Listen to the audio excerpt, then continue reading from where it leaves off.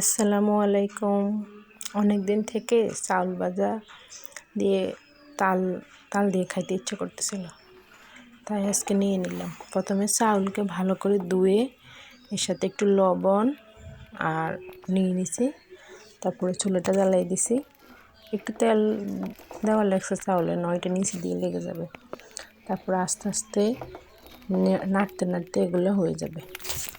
এটাকে আমাদের নোয়াখালীর ভাষায় কড়িও বলে, হয়তো মুড়ির মতো এরকম নরম না, একটু শক্ত শক্ত দেখে এই জন্যই হয়তো এটাকে কড়ি বলা হয়। লেগে যাইতেছে তাই আগুনটা একটু কমাই দিলাম। তারপর আস্তে আস্তে নাড়তে নাড়তে এগুলো হয়ে যাবে। এটা খাইতে আসলে অনেক মজা। আসলে এক একজনের কাছে এক একটা ভালো লাগে, আমার কাছে ভালো লাগে না, আসলে খাইতে ইচ্ছে করতেছিল আর কি অনেকদিন পরে।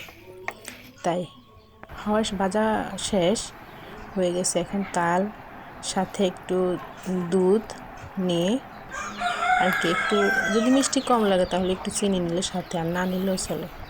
আসলে খাইতে অনেক মজা, চেষ্টা করে দেখবেন।